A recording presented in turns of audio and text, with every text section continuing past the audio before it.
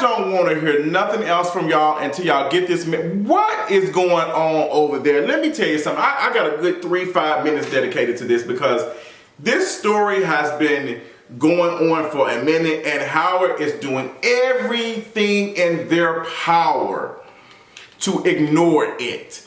Like, they've even went so far as trying to silence the school newspaper from reporting on it. They're trying to like pin folks against each other. They talked about, hey, we've had to let some of the staff go at the cafe and the cafeteria because, you know, it's unsafe and all the other stuff, and the students are not there, so we gotta let some folks go.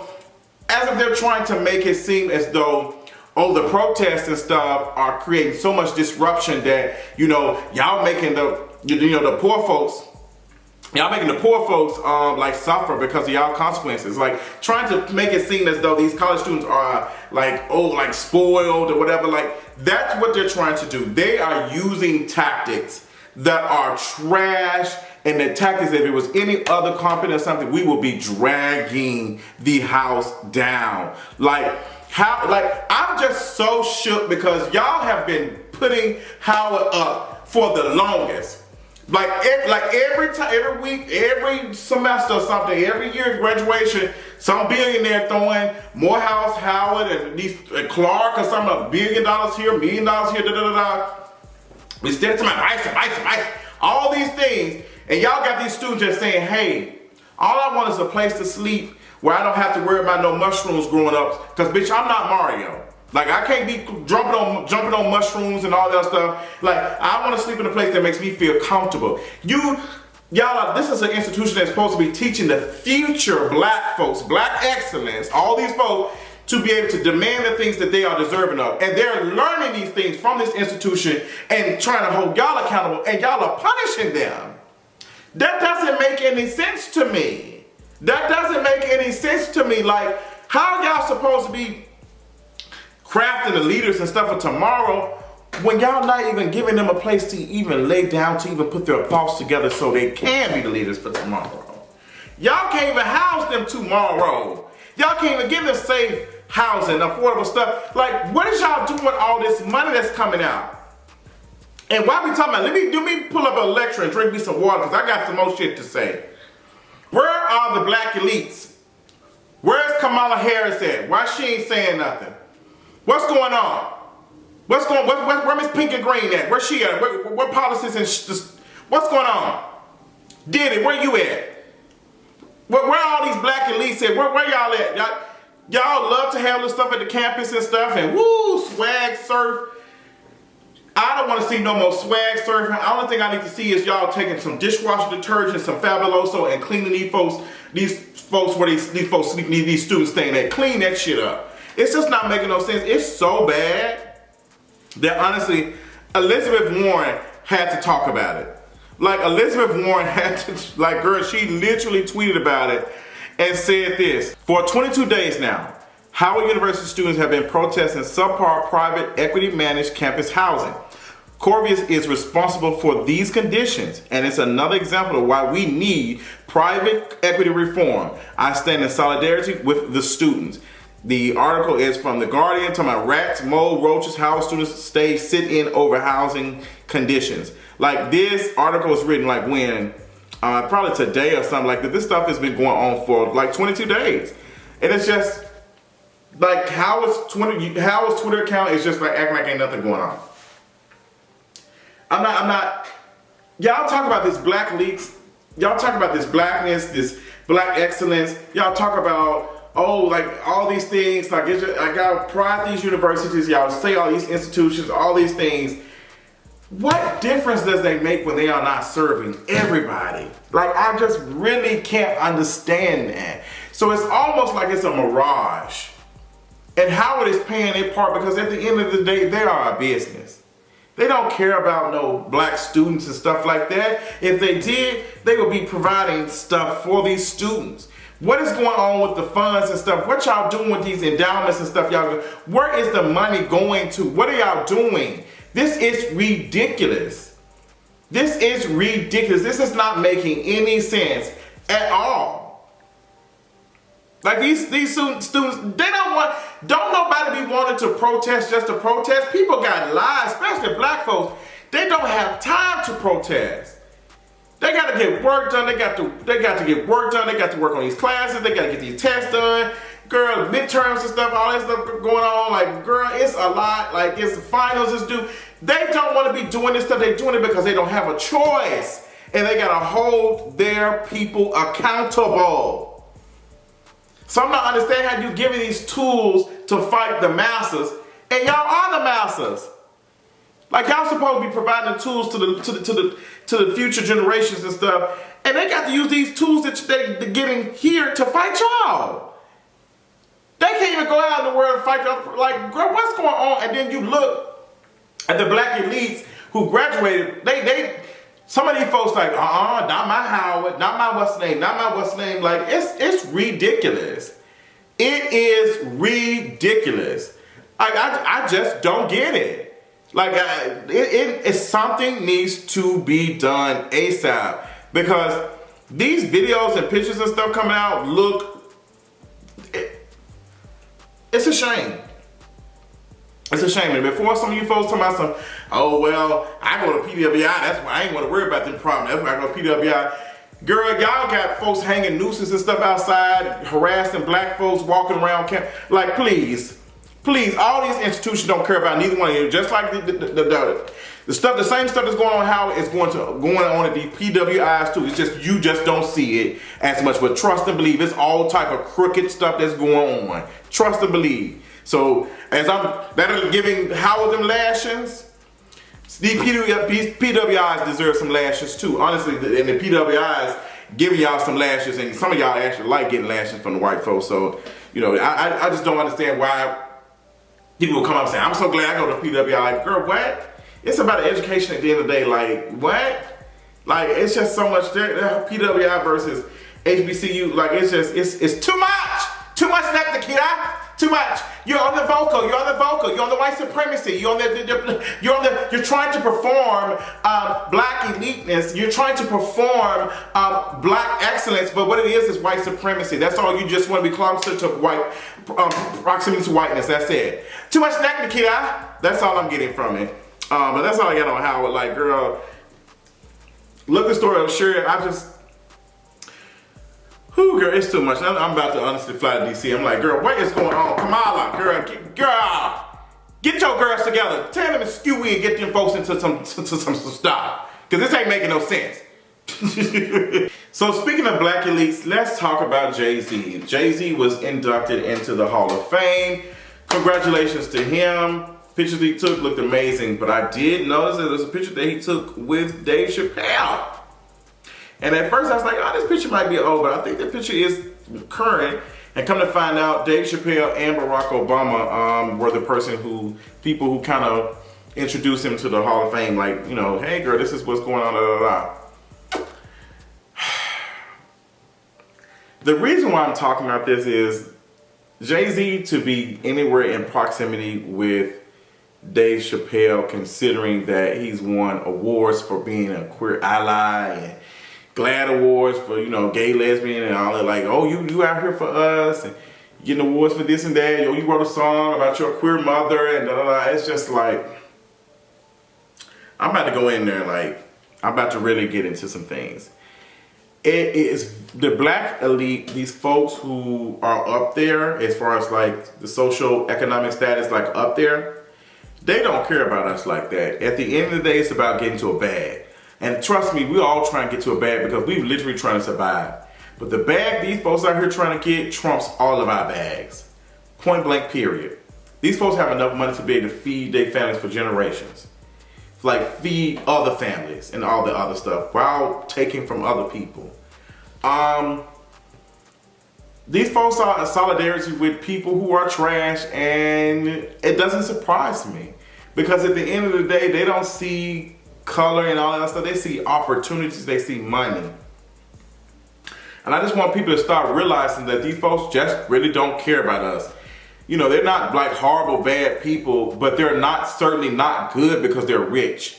And I think some folks think just because Jay-Z is He just said a couple things, and he out here paying somebody taxes, black folks, and paid for a black person's funeral.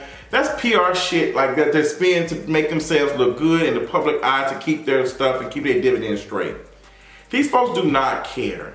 There's no way you sitting here telling me that I would be anywhere near some Dave Chappelle, considering all the stuff that he's been saying. And people might say, well, Dave Chappelle really ain't said anything, He ain't really doing it. It's just jokes. It's just humor. Y'all are too sensitive. All the other stuff. No, they're not.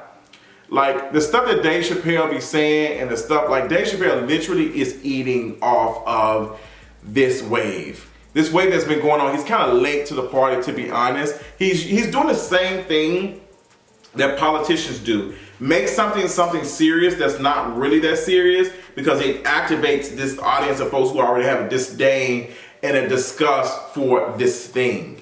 Y'all are no different. Dave Chappelle is no different than the white folks out here talking about critical race theory, and it's not even in their state. It's not even being taught in their school systems and stuff. They're doing that because it activates a base of folks, makes them angry, and drives traffic and stuff to them. For politicians, it gets them elected.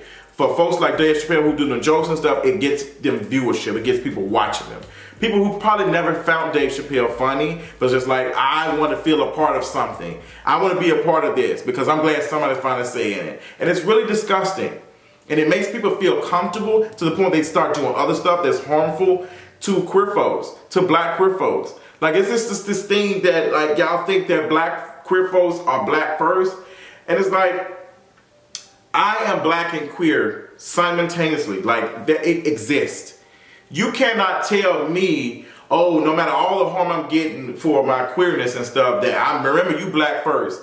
And for some folks, I'm gonna drag everybody. Like, some folks say, well, I've been called the F word around. I've been like called, derogatory stuff about black folks before I have white folks. It's like, girl, first of all, white folks ain't got to say nothing. The system that you live in already has caused you much harm. And the reason why the black folks is out here doing stuff is they learn from that same system that we all live in a part of. And also, your proximity to black folks. You're more likely to be robbed or hit by another black person in a car or something, like have a car accident by a black person if you are in proximity with black people. That's what happens. That's what happens. So it doesn't mean that black folks are more mean or any other stuff. It just means that you're in proximity, you're in community with them. So that's where you're going to get any type of experience from versus white folks. Like, the white man got to say anything. They've already created a whole system that has benefited generations of their kids. So they ain't got to call you an N-word ever. They ain't got to. The status has already been set up that you are the N-word and I am not. And I get to reap benefits that you will never have access to. So it's like, I'm not really getting it. So I say all this to say, like, Jay-Z is not an ally for the queer community. He's not. Dave Chappelle has been using this stuff to feed his pockets. Netflix should be slick ashamed of themselves because they have prided themselves of being diverse. We got trans folks here doing this work and other stuff. And it's just like, y'all don't care. It's about the bag at the end of the day. Like, y'all are not going to let Dave Chappelle go because Dave Chappelle is making y'all money. Corporations care about profits at the end of the day, point blank, period. They don't care about anything else. Yes, it is wrong for Dave Chappelle to be able to do all this other stuff and all this shit. But it's like, they don't care because it's lining their pockets. The moment it doesn't line their pockets is when they'll let Dave Chappelle go. And then they'll say, well, we let them go, but it's when it costs them money. So let's say that the response is giving so bad to the point that Netflix starts to lose money. Then that's when they'll like try to say there was cancel culture. But at the end of the day, if the money is not being bothered with too much, the corporations are not going to take a stand. They're not. They're just not. I mean, look what they're doing. If they care about black folks, they wouldn't have had that girl playing a shotgun mirror or something, light-skinned girl play a dark-skinned fat woman. Like, it's ridiculous. Like, these folks don't care. They about profits at the end of the day. That's why all these Netflix shows. Let me tell you something. Y'all keep talking about sex and education. I am not watching a black boy be in a relationship with a white boy ever again. I'm ready to give up. I'm not watching it. I am not watching any more shows where a black queer person is falling in love with a non-black person. I'm not doing it. If they got one character there, I'm not watching it.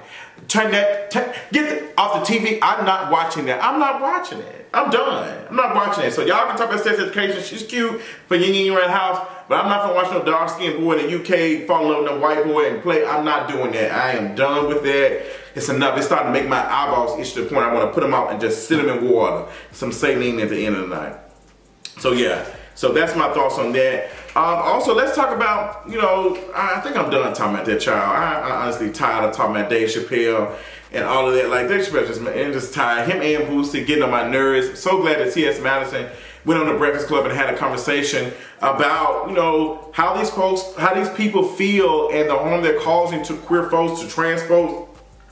All of it. It's just like, nobody's doing anything to you all. Nobody's causing any harm to you all. You all are causing harm. Boosie's out here talking about what Lil Nas X has done and all the visibility and stuff that's hurting kids. And it's just like, girl, you literally, your kids didn't have to see anything because you took them in an environment. You took your son or you took your child to get essentially aped by a woman, an older woman. Like, what's going on? Like, that's the mentality that y'all have. Like, you think that's okay. Like, you know it's not. But ain't nobody calling y'all out on it. So T.S. Madison went in there and talked to the Breakfast Club, and honestly, I commend T.S. Madison because the Breakfast Club is a harmful place. They have invited, you know, trans folks on there. They've had these folks in here say all type of idiotic stuff, and then every once in a while they'll have someone like a T.S. Madison or somebody who is a leader and respected in our community. In the queer community, they'll have them up there and they'll say the stuff and say, yeah, you're right. And then they'll have somebody else disrespect a trans person next week. So it's just like, I'm not giving them T.S. Madison.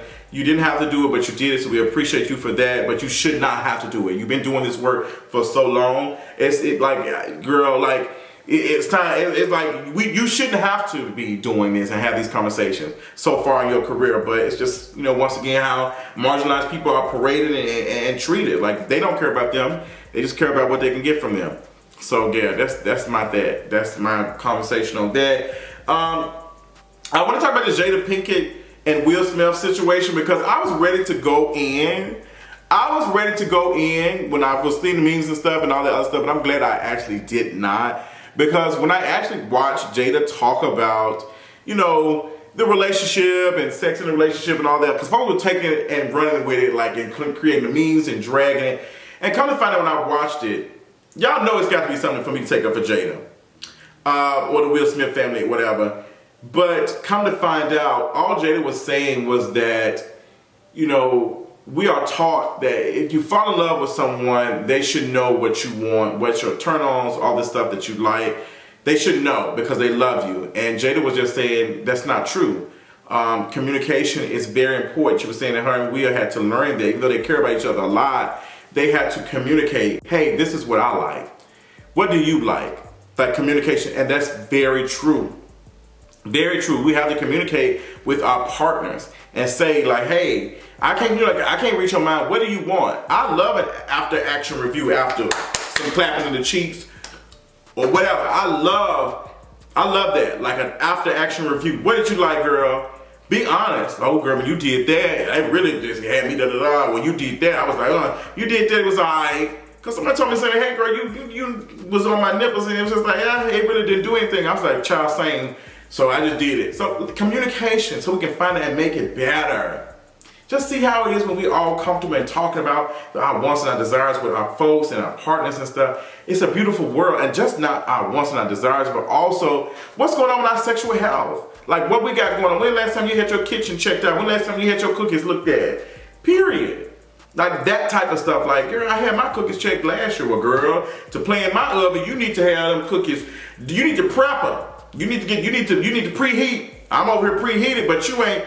Girl, you might need to check the expiration date. You need to check, see what's going on. Like that's some real stuff. Having conversations, I'm finding out about that as I get back into dating. You know, when it comes to disclosing, when is the right time for me to disclose that I'm HIV positive? When is the right time to ask about this? Should I always be the person bringing it up? When is this other person, who I'm assuming is negative or whatever, are they going to bring it up? Or maybe they're positive and I'm assuming they're negative. Like, it's just like, I don't want to be the first one to bring it up about sexual health. Like, I don't want to do all the work. I can't wait till y'all see what I'm working on with that. But yeah, all of these things, communicate with your partners. That's what it is. And the folks were running with Jada said, and they was making it like, you know, Will ain't getting nothing from Jada. Like, it's getting, girl, we ain't doing nothing. I'm tired. But you know, she just basically saying they need to have a conversation stuff, and I loved it. I thought it was really, really cute. I actually like it, and I was like, girl, I don't be liking red table talk that much. I feel like it's very, very surface and stuff. There's so much other stuff I want to talk about. I talked about a lot of folks wanted me to talk about the Shield situation from, what's the name of that show? Insecure, with the Amanda Seals getting dragged for having on the AKA letters. I talked about that in depth on the Patreon post in the video. Check it out. Some content that sometimes it's a little too deep for YouTube, not taking over to Patreon. I feel comfortable with this, a safe space. Folks love it. People are enjoying the content over there. But yeah, that's all the things I want to talk about today. I got some other stuff on my mind, some standalone videos, but I want to give y'all some rapid fire, some stuff, how I've been feeling about the things that's been going on, why I've been disappeared. I promise you, I felt bad for like not being present and not, you know, giving my thoughts on some stuff. But I appreciate y'all for loving on me and being here and a part of my process of creativity and respecting me coming back in full swing and ready for y'all. I love y'all so much. Until next time, I'll talk y'all later on tonight. Bye.